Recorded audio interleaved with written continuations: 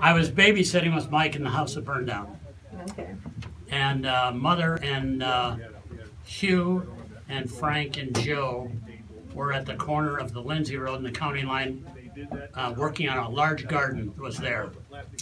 My father was on an 80-acre, about a quarter of a mile east of the farm, and I was babysitting with Mike. Mike was 2 years old, I believe. And you were how old? Yeah, I not was that old. 40. I was 8 years old. Summer kitchen. There was a wood stove. Mother and Dad got the lunch there, fed us all. They went back to what they were doing. Mike was put to bed. I was watching him. I walked back in and out of the house and watching Mike. He was sleeping, so I played around. I walked in, and there was a bib overalls hanging in the wall behind the stove that they had just cooked their lunch on. And it was too hot. They caught on fire.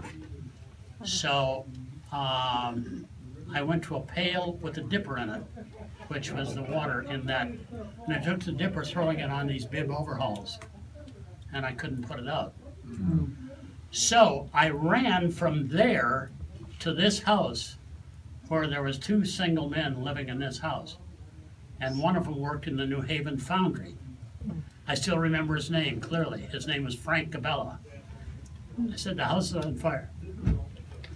He ran there, and so did I. Found him, and showed him where Mike was.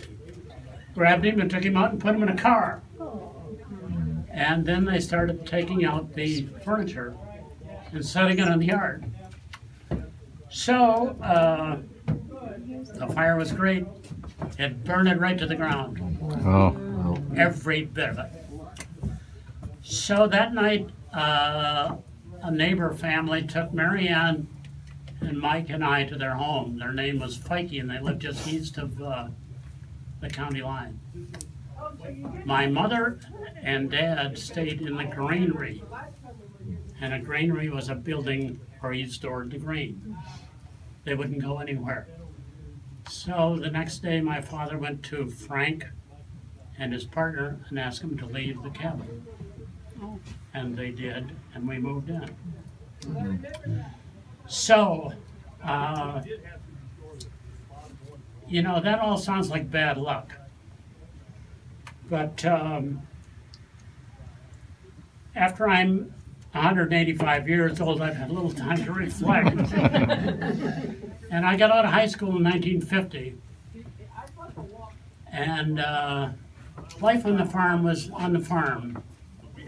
But the country was booming in 50. And my brothers and my sister and I came of age at a great time, and I consider us the luckiest people in the world.